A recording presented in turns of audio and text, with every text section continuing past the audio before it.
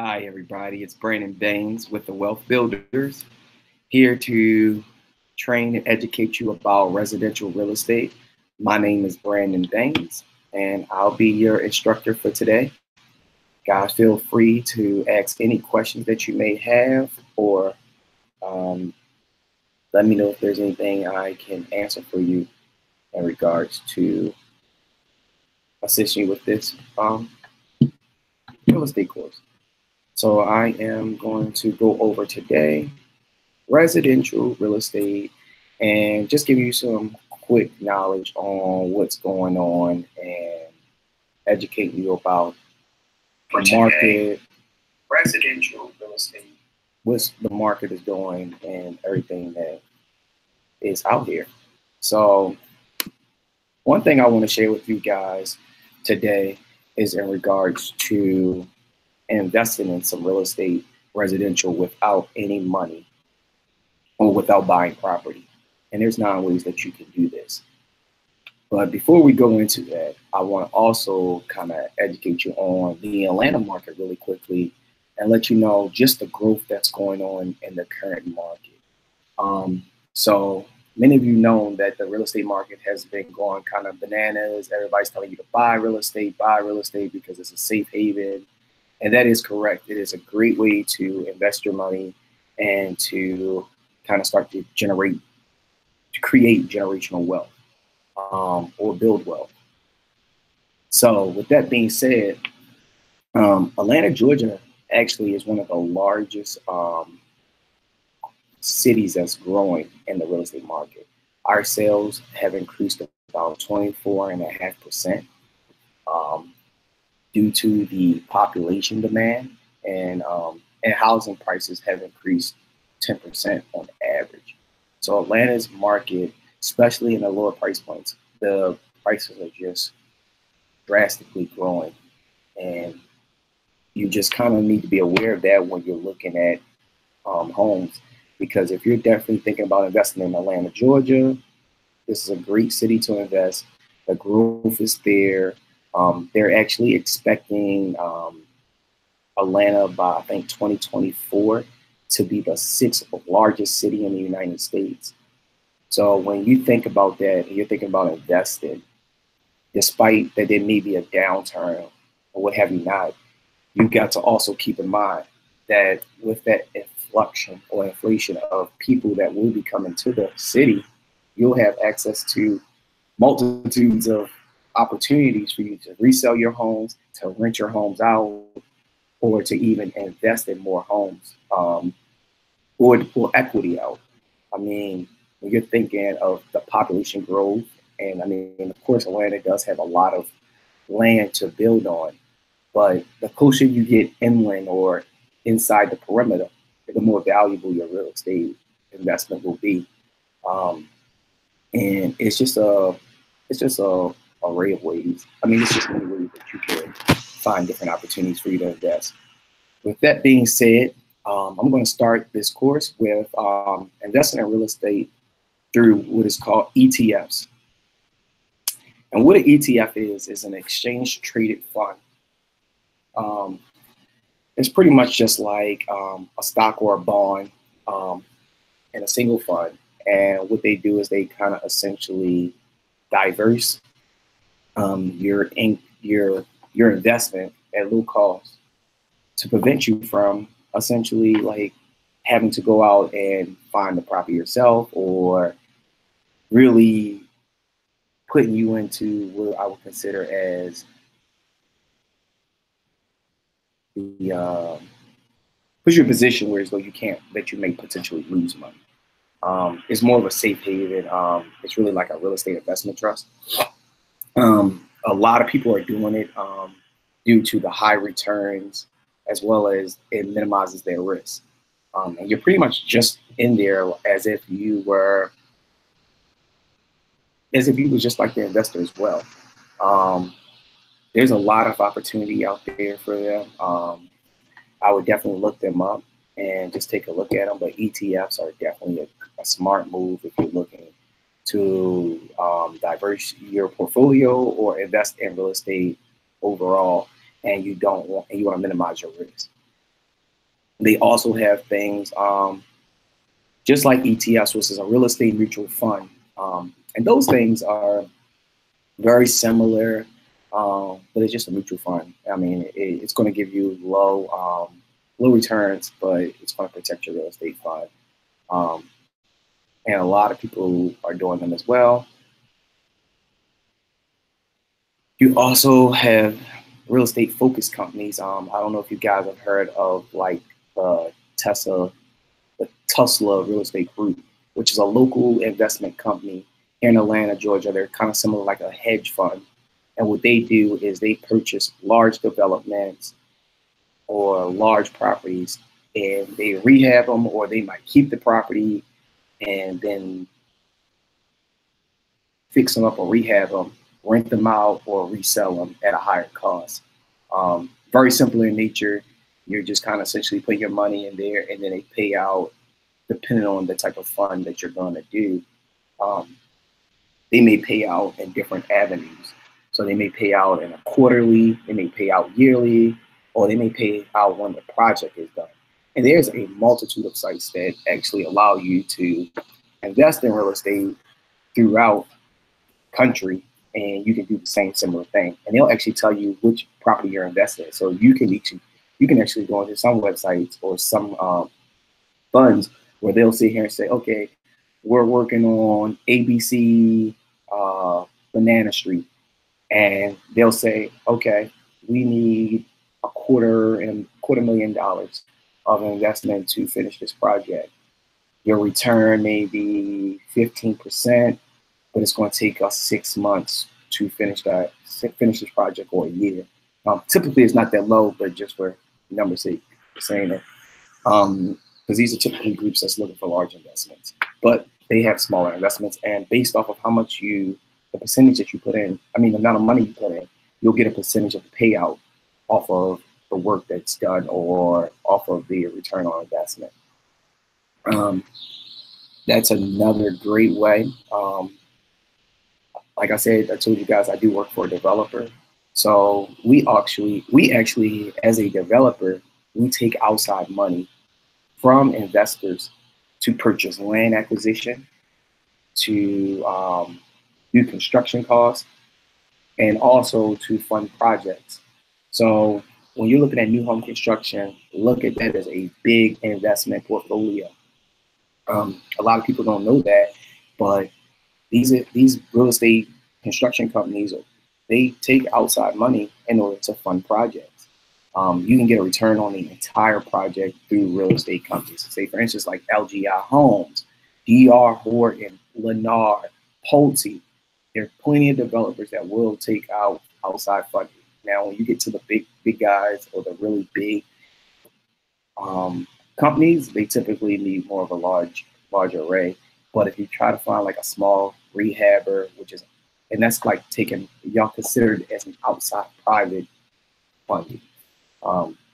You can kind of generate your own terms and kind of help you and assist you with, I mean, not help you, but you can generate your own terms in order to get the return on investment. So when you're thinking about that, be mindful, like if the investor sits here saying, hey, I'm going to pay you a 12% payout every month on your investment for the next 3 years, and then by that time, I'll have your whole investment or your whole $100,000 paid back to you.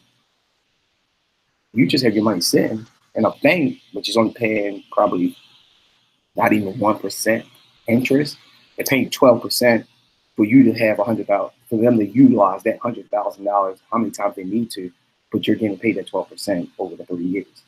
And they're just paying interest, and then you get a balloon payment at the end, or however you structure a deal. But that's definitely a great way to invest your money in a real estate without having to deal with the headache or having to deal with project managers when you're out here trying to create or purchase a home. Another great way is, everybody knows, is renting property. If you're going to rent properties, make sure that you do hire a property manager. You do not want the hassle and the headache of trying to sit out here and deal with tenants or trying to find a renter in your house. Typically how we say it in the real estate world is do money making activities. You want to do money making activities. You looking out for a renter, you trying to fix a house, get repairs, try to get your water heater structured. A property manager is only going to pay, you're only going to pay a certain percentage of the rent amount in order for them to manage your property, do all the heavy lifting, make sure your tenants are in place, make sure that if any eviction notice has to be filed, they'll take care of it. Doing your walkthroughs, they'll know the legal law in order to evict a customer or a client. Instead of you sitting here going through the headaches or the nuances of trying to evict somebody, trying to get these things repaired in a timely fashion. And those things can cost you money in the long run. And there's a lot of benefits in that. Another great way of investing in real estate without being in the real estate is you can be a hard money lender. Not necessarily a lender, but you can finance through hard money. Hard money lending is a way that most investors get paid on. Most investors fund their projects. So I don't know if you've seen out here where you see a lot of hard money lenders and they said, hey, no doc loans, we'll fund your project, but you got to pay 15 to 20% on our money. And then they'll also come back and tell you, we would like you to also, we're also going to allocate the funds to you, but we also need to check the project. And they're going to own a certain stake in the house. So they might potentially even have the deed signed off to them so that if they do need to foreclose on a property, they're going to sell it. Typically, they want about 20 to 25% down, but you can be that person that loans out that money. So I know a few, they're not really MLOs, but loan officers that are looking for investors to be hard money, to be the hard money. And they kind of protect you and make sure that the investment is going to be solid. Make sure that the investment, you will get your return back and verify that it is a real house. Because sometimes you do get people that are scammers and they'll sit here and say, hey, I need to loan this money. I got 25% down, but I need $200,000. And those are the type of things that you have to be mindful of when you're sitting here trying to invest in homes.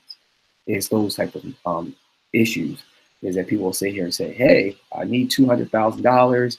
I got 25% down. This project is on 123 Apple Street and there's really no house there. Oh, it's just dirt. But they're telling you, hey, the ARVs are $300,000, which is after repair value, and the house is only $60,000. Man, this is a win-win for everybody. And you want to get stuck in it actually not being true, or the house is not there. You loan out the money and whatever percentage you're going to get. And then next thing you know, you're looking and researching and you're like, hey, I drove past the house, there's no house there. So those loan officers are the ones who do the footwork, make sure the property is real, verify that it is a standing structure, and just make sure that you protect your investment. And these things are typically quick loans. They're not typically long. Most investors or flippers that really go into hard money loans are going to be short term. They're not looking for long-term money. It's typically deal by deal. Whereas though your private money is not deal by deal, it's based off of the terms that you and the counterpartner have negotiated. Another big thing, I don't know if you guys have been hearing about in real estate is like the dormitories that have been building. It's actually kind of essentially been the new way that people have been able to cut down on the way to not cut down, to solve the problem that we have for affordable housing. So the way these homes or these projects are structured, and this is a great way if you really want to generate some quick cash. It's kind of better than buying a duplex or a triplex, is people will build a dormitory style home. So they'll put like 1 bedroom, and they'll have that room and people put their stuff there, and then you'll also have like an outside closet that you can either rent or that's included with the unit. And some of them now, the new styles are like 1 bedroom or 2 bedroom, and then they may have that, and then they're gonna have a shared space in center of it, and they'll have a bathroom, a a whole kitchen, and they might have 3 or 4 units. So that person might have a 2 bedroom, and they're paying for that 2 bedroom, but they're sharing that space, which is the neutral area, which will be the bathrooms and the kitchen. And then essentially, and this is a way that they've been fixing the housing problem right now. And this, I believe, is in the Midwest. So when you're thinking about that, that's also an awesome idea, because there's actually, I don't know if you guys are familiar with Atlanta, Georgia, there's actually a house or a similar structure that is actually physically built in Georgia by a college that's generating $40,000 a month. And it's like a 10 unit, 1 bedroom place. They have a shared kitchen. So they have shared common areas, a shared kitchen and shared bathrooms and showers. And they have 10 units that's generating $40,000 a month. I mean, if you can build these type of things out here and just keep going with it, I mean, it's just an array of things, and I think it's actually government funded. You just have to meet to the guidelines of what the government or HUD requires you to do in order for that project to go any further. So, I mean, there's an array of things or items that you can do to generate yourself some more money in real estate. There's different avenues that you can go or approach to kind of essentially start building up your wealth, or even control purchasing homes. So that being said, guys, make sure you let me know if you have any questions, or if you have, if you're looking for anything in regards to real estate, gaining more knowledge. If you have questions about being a real estate agent, or anything, I mean, it's all about what you know. And I know I've talked to you guys a little bit about real estate lending qualifications and what's required. So there's an array of different avenues of funding. Like I told you guys in my first video, which I'll get a little bit more in depth probably next week in regards to funding and FHA, where I can start sharing slides with you guys and getting all that information to you. But I just want to kind of give you guys some updates. But there's lender programs out here right now where you can get funding done. And let me pull that up so I can tell you guys about it, because I think this is an awesome program that most people don't even know about. And it's just amazing. So Guild Mortgage, which is a mortgage lender that I utilize in my new construction or even on my residential resales for my customers, has a program out here that gives you a 5% gift from the lender, 3% down payment, and 2% closing costs as a gift. No PMI insurance, and all you require to have is a 660 credit score, and your max income cannot be over $103,000. So think about it. You're getting a 5% gift, 3% for your down payment, 2% for your closing costs. Yeah. So when you're out here, you're looking like, man, there's no programs out here. What can I do? Why can't I get this or anything? No, there's programs out here. There's no excuse why you can't get financing for homes. You just have to find a knowledgeable agent that's willing to go out here and find information and be a resource for you. That's my number one theme out here, is that I like to be a resource for all of my customers and my clients. And my goal is, there's also another program by, I want to say, where is it? Bear with me. Sorry, I'm always all over the place. By Renaissance Mortgage Lender, and they have 100% financing, no PMI. There's certain qualifications. The loan amount cannot be greater than $250,000. It's also adjustable rate and a fixed rate option. single family homes, condos, and planned unit development as a primary residence is eligible. Um, and they have certain income restrictions. So Cobb County is 74,000, Fulton County is 74,000, and Monroe is 60,000. So like I said, you're only as good as your knowledge and what you can assist or educate people about. So my number one thing is to make sure that you guys are knowledgeable, understand what's going on in the market, understand what's out here, what's accessible for you, different avenues of generating wealth, and different avenues of purchasing homes. As a new construction agent, I also want to inform you guys that certain builders actually do leaseback options for your home. For instance, I don't know if you guys have ever been around to a model house or a sales center for a new construction home, and you'll see the agents and they're sitting in a house, and they're like, "Yeah, this house has 6 bedrooms, 2 baths. Look at all this grand fixtures that we have and stuff like that." And more than likely, the lender's paying on that. Some builders don't have mortgages. Some builders do carry mortgages on their projects. If they're not getting money or funded cash, liquid cash, they're taking bank loans to do this thing.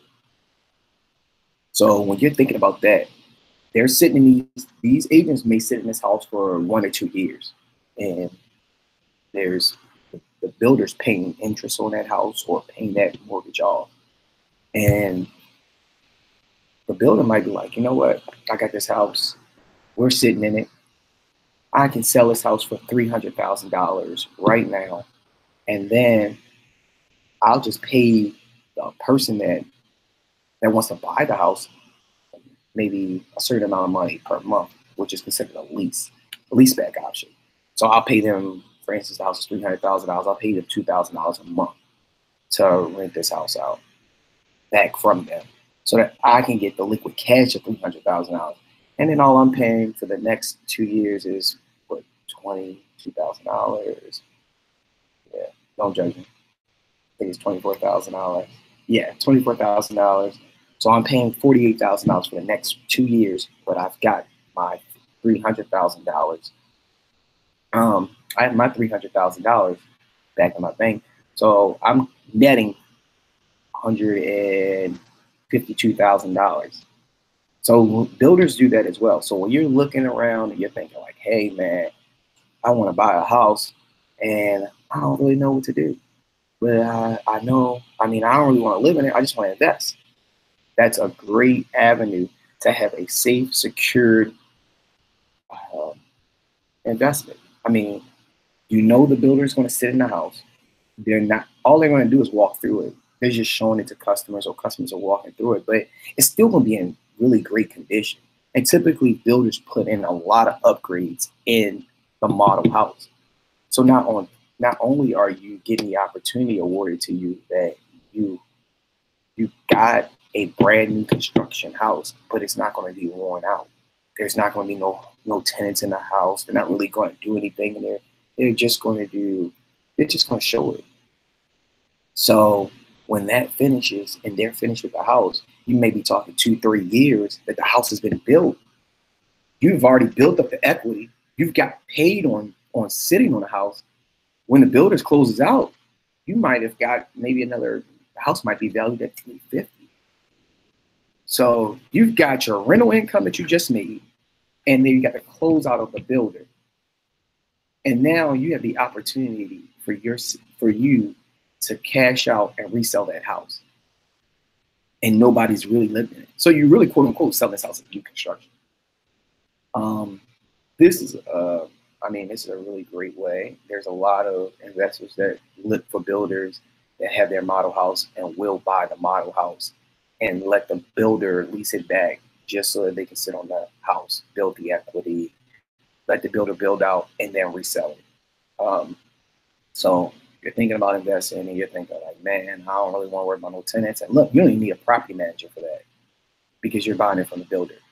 So you don't have to worry about evictions. You don't have to worry about anything. The builder's going to pay for it. They're going to rent it out. Man, when I tell you guys, there's so many different avenues or opportunities out here that you can just purchase real estate and make money. And I mean, you can still write it off as taxes. So that's one of the biggest structures that you essentially get when you're purchasing a home is the tax write-offs. You can write off everything. You write off the depreciation of the roof yearly. If you're renting out the house, you can write off the yearly maintenance of your refrigerator. Everything's a depreciating value on the house. You would have to talk to a tax officer or tax attorney to essentially, or your CPA, to find out what the qualifications are. Because at the end of the day, I'm not a CPA or anything like that, but there are tax write-offs for everything, and there's tax write-off for your roofs and stuff like that that you definitely can go about while you're doing that leaseback option or selling your home. And like I said, there's a lot of different ways that you can essentially get in there. And there's like I said earlier, there's a lot of investors that's out here looking for private money. You got 30, 50,000 out in the bank, and you're like, man, I'm just sitting on it. I really don't want to deal with no hard headaches or any hassles. There's private money lending that's available out there for you guys. You just got to make sure you're doing it with a trusted person, somebody that you trust, or just having a conversation, because there are an array of people that are out here looking for private money to fund their projects, fund their rental flips, their rental properties, or even trying to get into the real estate market. So I mean, that's pretty much essentially most of what I had for you guys today. Another thing I also want to go with you guys about, which I'm kind of being over, is make sure you guys check when you're definitely looking to invest in a property, check your school rankings. Majority of homes get the premium resale value based off of school districts. School districts play a major part in purchasing a house and selling a home.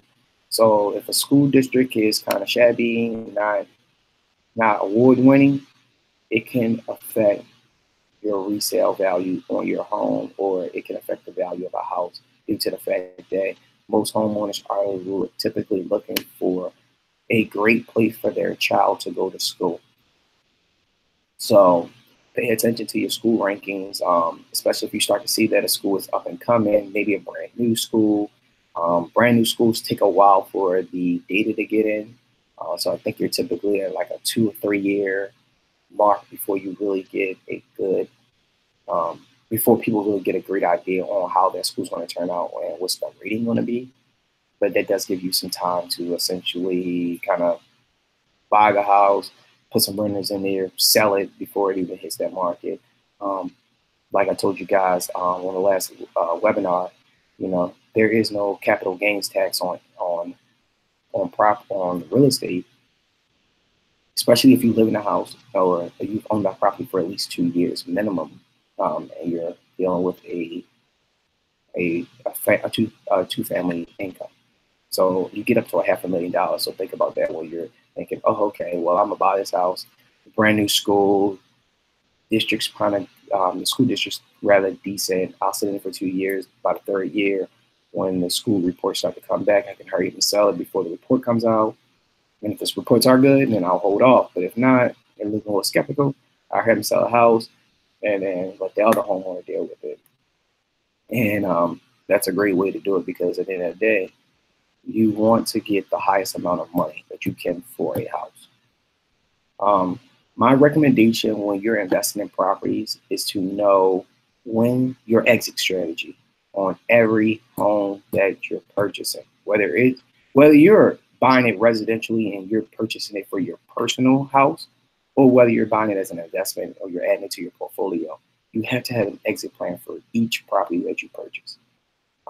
Even residential, even if your home that you're going to be your primary residence, if you know, most home, like I tell everybody, most homeowners don't stay in a house no more than 5 to 7 years. So when you're purchasing your first house, think about your exit strategy while you're purchasing it. What's going on in the area? What will I do in the future for this house so that I can potentially get the best return on my money while I'm in this house? Because like I tell everybody, homes are always appreciated. So you have to know that essentially the improvements that I'm going to make, where are they going to be in order for me, where they need to be in order for me to make the biggest return on my money. So if this house is, let's say, in Buckhead, I just bought a house, $250 million in Buckhead. It's a townhome. It's a 3-bedroom, 2-bath, and it's close to all the shops. And I just would have put $1 million. I'm gonna stay in it for 5 to 7 years. Well, probably when you're thinking about in Buckhead, as everybody knows, Buckhead is a hot spot in Atlanta. People love to live in Buckhead. They love to be in the center of town. There's so many shops. There's so many things to do. Well, I'm gonna make this a rental property. I'm not gonna sell this because at the end of the day, I'll get a great return on my investment. I mean, I paid a quarter $250,000, but I know I can get upwards of $2,000 to $2,500 on rent just for renting a unit. Well, they're paying over my mortgage, and I'm making money. And I know a lot of people don't know this, but lenders, if that was your primary residence and you're making a certain amount of income over that over that rental unit, and it was previously your primary residence, a lender can actually write that off and say that it's an income producing property, and they'll take that mortgage loan off of you. They'll kind of like, they don't take it off, but they essentially look at it as it's income producing, and it's not debt. So if you have we're gonna say $250,000 mortgage, and you're making $2,500, your payments are $1,500. They're gonna say, okay, well, he's making $1,000 worth of income. So this home loan is not debt; it's actually income producing. So we're gonna add that to his actual income. Now he qualifies for a larger, more on a home. So now you can get a second house. Now you have to put a little bit more down because it is going to get a secondary mortgage. I mean, a secondary home. So you typically, when you go to your next residency, it's typically going to be about 20, 25% down, but you have that income that's coming into your house. That's an exit strategy. That's a great way to plan your exit strategy. Whereas though maybe you might be, and that's why I say every area is different.